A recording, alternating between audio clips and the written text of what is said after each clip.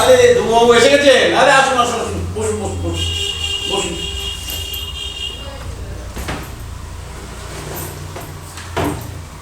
আচ্ছা দাদা, এই কি অবস্থায়?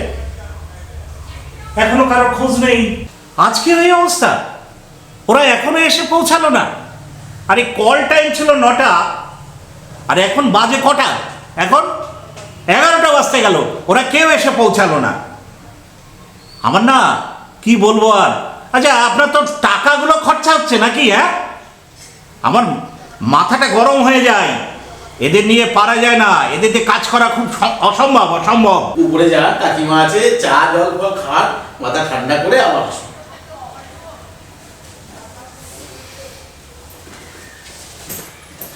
ঠিক আছে, আপনি ব্যবস্থা করুন।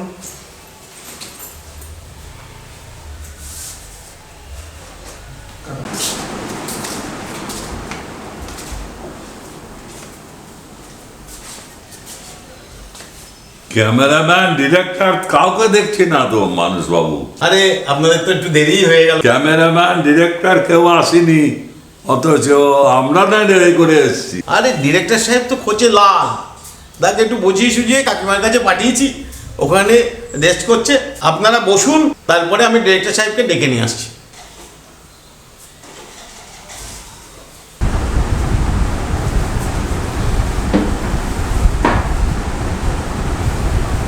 দুবউ মনে হয় আজকে স্টোরি শ্যুটটা করবেন না। তাহলে কি ডাইরেক্টর তথ্যচিত্র করবে না? তথ্যচিত্র নয়, উনি মনে হয় কোনো যাত্রাপালা নিয়ে আলোচনা করবে, তা সামনের মাসে তার জন্য ডেটও করেছেন। যাক বাবা, শর্ট ফিল্ম ছেড়ে যাত্রা নাটক, এখন আর মানুষের হাতে এত সময় আছে নাকি যাত্রা নাটক? এখন আর কেউ দেখবে নাকি যাত্রা নাটক? মানুষ এখন মোবাইলের স্ক্রিনে স্ক্রোল করে, একটু একটু করে দেখে। যাত্রা নাটক এই সমস্ত দেখার মানুষের সময় আছে নাকি? ধৈর্য নেই, ধৈর্য নেই। আমি বাবু অত কিছু জানি না। এই যে প্রবীর বাবু বলেছে, আমি চ্যানেল খুলেছি, সেখানে প্রোগ্রাম হচ্ছে, লোকে দেখছে, কেউ দেখছে না। এই যে ধুরন্ধর 2, এই বইটা তো 3.5 ঘন্টার, এই বইটাও তো লোকে দেখছে। আরে আলোচনা সমালোচনা এগুলো তো থাকবেই। মানসদা, একটু দেরি হয়ে গেল, শুটিং কখন শুরু হবে? আরে সুদর্শন, তুমি ঠিক করে বলো তো, কবে তুমি ঠিক টাইম মতো এসছো? সপ্তাহে একটা দিন শুটিং, সেটাও তুমি মেনটেন করতে পারো না। কাজটা কিভাবে করবো বলো তো? যাও ওখানে গিয়ে বসো। মানুষ বাবু, এবার তো ডিরেক্টর ক্যামেরাম্যানকে ডাকা যেতে পারে। আরে ডিরেক্টর ক্যামেরাম্যান রেগে মেগে সব উপরে গিয়ে বসে রয়েছে, আর প্রতিবারই একই জিনিস, তুমি লেট করে আসছো। আচ্ছা দাদা, আজকের গল্পের নামটা কি একটু বলবেন? ধুর, এসব ভালো লাগে না, আমি এবার নতুন লোকজনই দেখে নেব। মানুষদা, নায়িকা মানে তো মেয়েরা, তো মেয়েরা তো কেউ এখনো আসেনি। আমরা অনেকক্ষণ আগে এসেছি, ওই একটু বান্ধবীর সাথে দেখা হয়ে গেছিল, একটু কথা বলছিলাম। মানুষদার মুড অফ, বসে ওখানে এসে। আরে মুড অফ হবে না কেন? শুটিংটা শুধু তো আমাকে নিয়ে নয়, এটা তো একটা টিম ওয়ার্ক। এই সমস্ত লেট করার জন্য ছোট ছোট ইউনিটগুলো সব বন্ধ হয়ে যাচ্ছে। সরি দাদা, কথা দিচ্ছি আজকের পর থেকে দেরি হবে না, কল টাইমের আগেই চলে আসবো। আসলে বাড়িতে রান্না বান্না করে বাবাকে খাইয়ে তারপরে আসতে হয়, তো এই জন্য একটু দেরি হয়ে গেছে। তোমাকে নয়, বাবাকে খাইয়ে রান্না করে তবে আসতে হয়, কিন্তু এরা সুদর্শন, সুব্রত, নন্দিনী, এরা লেট করেছে কেন? মানুষ বাবু, রাগ করবেন না, এবার ডিরেক্টরকে ডেকে পাঠান। সুদর্শন, হ্যাঁ। এই ধ্রুববাবুকে একটু ডেকে নিয়ে আসুন তো, ডাইরেক্টর সাহেবকে। আচ্ছা ঠিক আছে।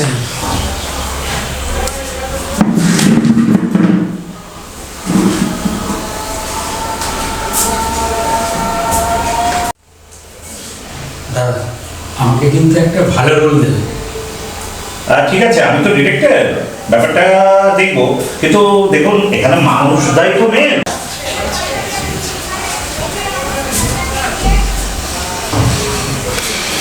দাদা, আমার কথাটা কিন্তু মনে রাখবেন। আরে ডিরেক্টর সাহেব, আসুন আসুন আসুন, বসুন।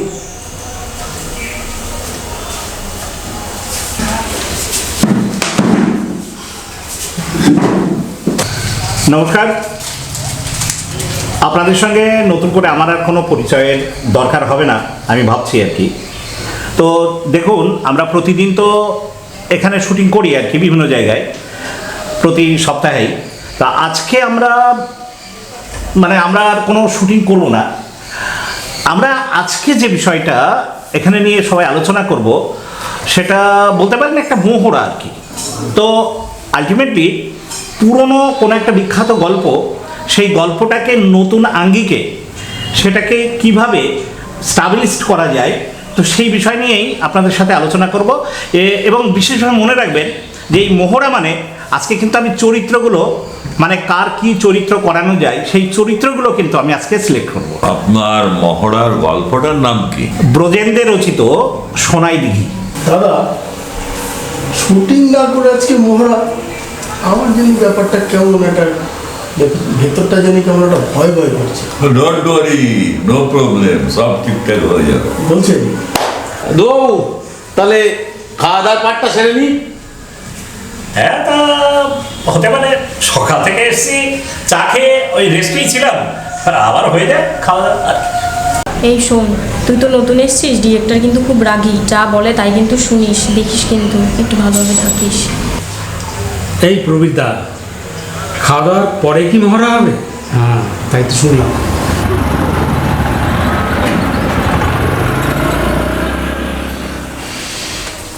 তাহলে লাঞ্চ ব্রেক তো হয়ে গেল, শুরু করে দেওয়া যাক। হ্যাঁ, শুরু তো করতেই হবে, আমাদের সময়টা তো খেয়ে যাচ্ছে। এই আপনারা শুনুন, আচ্ছা দেখি এই চেয়ারটা একটু পিছিয়ে নেন তো।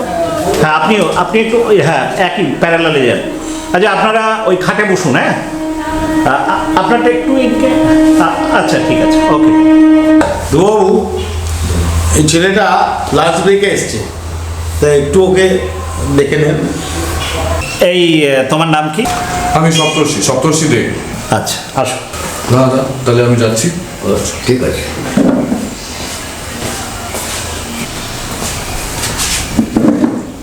নমস্কার একটু।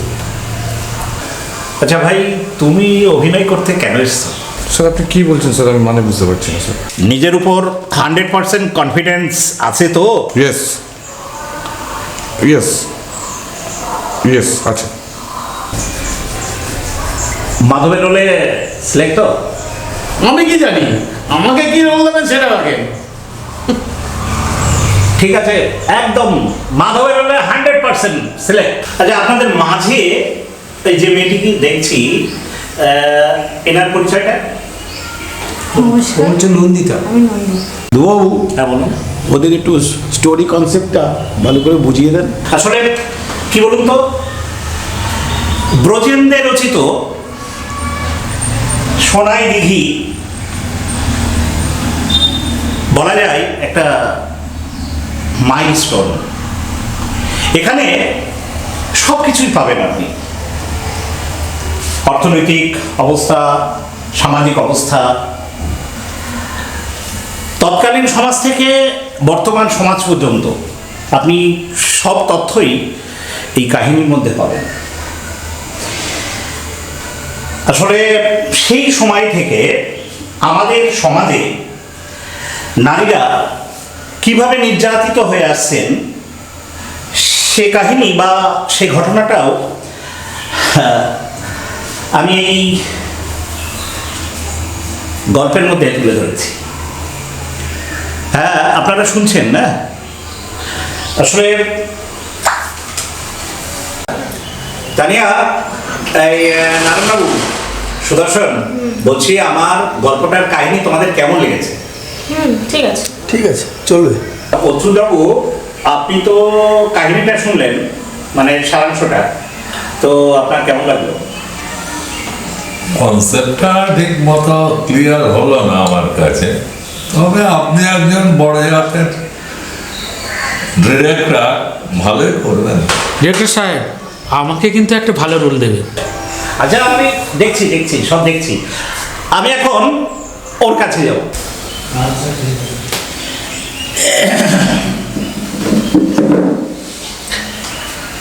এই তুমি একটা গান করো তো।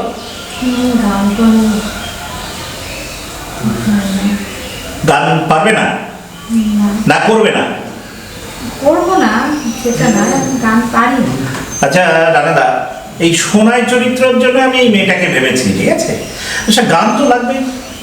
গান তো করতেই হবে। করো না, একটা গান করো। গান আমি জানি না। গান তুমি জানো না? আচ্ছা তাহলে এই তানিয়া, তুমি কি গান জানো?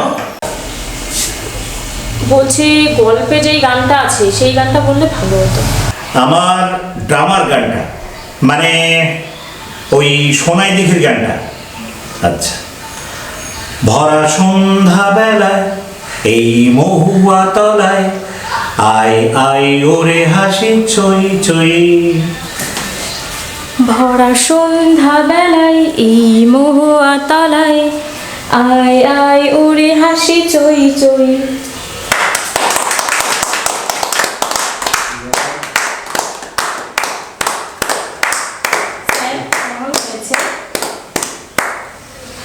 ভালোই হয়েছে, তবে আচ্ছা ঠিক আছে, তুমি ওখানে গিয়ে বসো, আমি পরে জানাচ্ছি। স্যার আমি একবার বলবো? হ্যাঁ অবশ্যই। ভরা সন্ধ্যাবেলায় কিরকম গানটা ভুলে গিয়েছি। নাচ করবে। হে নাচ করবে। ওই গান থেকে হতেই পারে, এটা তো মহড়া না? হ্যাঁ এই তুমি বসো।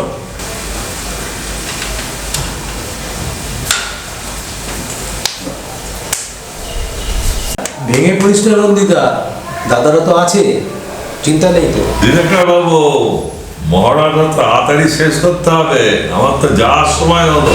হ্যাঁ, আমারটা অভিনয়টা একটু আগে করে ছেড়ে দিলে হতো না ডিরেক্টর সাহেব?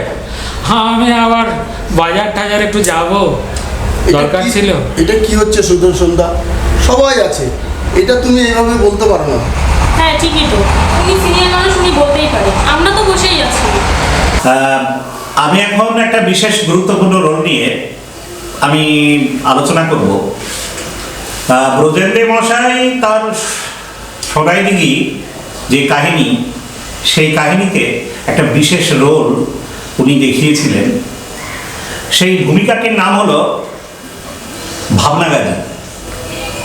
তো ভাবনাগাজি রোলটা সম্পর্কে আমি বলার আগে পাশাপাশি আরেকটা রোলের কথা এখানে উল্লেখ করতে হয়, সে হলো মাধব। মাধব সোনাইকে দেখে, বা কি বলবো, ওই সোনাইয়ের প্রেমে পড়ে গেল আর কি। তো সেই পরিস্থিতিতে ভাবনাগাজি সোনাইকে দেখে তার লোলুপ দৃষ্টি ওই সোনাইয়ের প্রতি মানে পড়ে গেল। আর ভাবনাগাজি রোলটা সম্পর্কে আমি এখন আলোচনা করব। সেই ভাবনাগাজি রোলটা আমি এই দাদাকে নিয়ে ভেবেছি আর কি। হ্যাঁ, এই আর কি। আমাকে ভাবনাগাজি রোলটা দেবেন। ভাবনাগাজি রোলটা আমি খুব ভালো করব। আরে ভাবনাগাজি রোলটা তুমি করবে কি করে? ভাবনাগাজি রোল তুমি পারবে? হ্যাঁ আমি পারবো। আমি ভাবনাগাজি রোল পারবো, আপনি দেখিয়ে দেবেন, আমি পারবো। এই ঠিক আছে, আমি দেখিয়ে দিলে তুমি পারবে বলছো? হ্যাঁ। আচ্ছা বলছি। দেখিয়ে দেন। হ্যাঁ, তাহলে তুমি এখানটায় দাঁড়াও। আচ্ছা।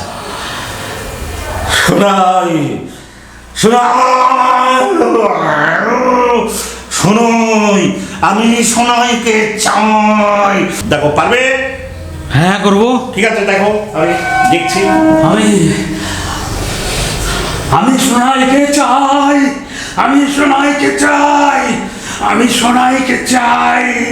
হ্যাঁ আমি সোনাইকে চাই, আমি এই সোনাইকে। কি হচ্ছে এগুলো? তুমি ভাবনাগাজি রোল করবে? তুমি ভাবনাগাজির সম্বন্ধে জানো কিছু? আমি বাপ কাকা দাদুর কাছে শুনেছি, খুব ক্রিটিক্যাল রোল। অসত এদিকে। তাহলে কি তুমি করবে? তুমি করো, তুমি বসো এখানে, বসো করো। ভাবনাগাছির রোলটা তাহলে কাকে দিয়ে করানো ভাবছেন? না মানে এই রোলটা আমি দাদাকে নিয়ে একটু ভেবেছি। তো স্যার আপনি ক্যারেক্টারটা একটু করবেন আর কি, একটু মহড়া দেবেন। কি বলো দাদা? না, উনি তো একদম পারফেক্ট এই ব্যাপারটা। থ্যাংক ইউ এভরিবডি, আমি চেষ্টা করছি। আচ্ছা ডিরেক্টর সাহেব, আমার বিদূষক কোথায়? বিদূষক ক্যারেক্টারটা আমি প্রবীদাকেই ভেবেছি, মানে ওসমান আলী আর কি। প্রবীণদা, আপনাকে কিন্তু বিদূষকের রোলটা করতে হবে। কিন্তু আমি তো এটার মানে আগা মাথা কিছুই তো জানি না। ও ঠিক এসে যাবে, আমি বুঝিয়ে দেবো আপনাকে। আসুন, দাদার এখানে দাঁড়ান, সব এসে যাবে। নামটা ওসমান। ওসমান, হ্যাঁ ওসমান খান। আচ্ছা ঠিক আছে। ঠিক আছে, ওসমান খান ক্যারেক্টারের নাম। সোনাই, সোনাই কোথায় সোনাই? ওই তো শোনাই। সোনাই চাই, সোনাইকে আমি বিয়ে করব। দেখেছ দিঘির পাড়ে? দিঘির পাড়ে দেখো, ওই কে ওটা? আরে ওটা তো শোনাই। সোনাই, সোনাই? সোনাই আমি অনেক দিন যাবত দেখছি সোনাইকে। আমি ওকে শোনাই একেবারে যৌবন টকবক করে ফুটছে, রূপের ডালি। আমি ওকে বিয়ে করব।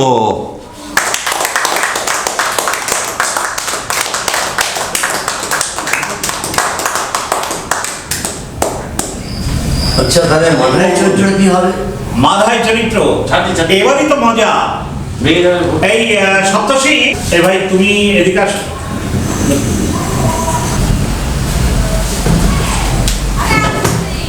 বলুন স্যার। ব্রজেন্দ্রের রচিত যাত্রাপালা সোনাই দিঘির নায়ক কিন্তু তুমি। তোমার নাম মাধব। কি নাম বললাম? আমি যুবরাজ মাধব। ইয়েস, তুমি সোনাইকে ভীষণ ভালোবাসো। সোনাই তোমার প্রেমে আপ্লুত, তুমিও আপ্লুত। মাঝখানে ভাবনাগাজি এসে তোমাদের ব্যাঘাত ঘটাচ্ছে। প্রয়োজন বোধে তুমি ভাবনাগাজির সাথে যুদ্ধ করতে পারো। ঠিক আছে? ঠিক। কি বললাম? দরকার হলে যুদ্ধ করতে। ইয়েস। এই তানিয়া, উঠে আসো তো। তোমার নাম কি জানো? আমার নাম তো তানিয়া। এই তোমার নামটা না বাদ যাওয়ার খাতায় প্রায় চলে যাচ্ছে। তোমার নাম কি? আমার নাম তো সোনাই। রাইট, তুমি সোনাই। তুমি এই গ্রামে বড় হয়েছো, তুমি মাতৃহারা। মা বাবাকে হারিয়ে তুমি ছোটবেলা থেকে মামা বাড়িতে মানুষ হয়েছো। তুমি একদিন এই দিঘির পাশ দিয়ে ছুটতে ছুটতে যাচ্ছিলে। মাধব ঘোড়ায় চড়ে টকবক টকবক করে তোমার পাশ দিয়ে যাচ্ছিল। তোমাদের দুজনের হঠাৎ দেখা, তোমরা প্রেমে পড়ে গেলে, একে অপরকে ভালোবেসে ফেললে। এমন সময় ভাবনাগাজি তোমাদের মাঝখানে এসে দাঁড়ালো। ভাবনাগাজি তোমাকে বিয়ে করতে চাইলো। তুমি এই দিঘির জলে গিয়ে আত্মহত্যা করলে। সোনাই,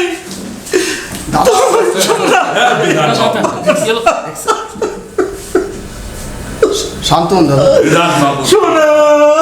শান্ত শান্ত শান্ত শান্ত শান্ত হও ডিয়ার। এক্সাইটেড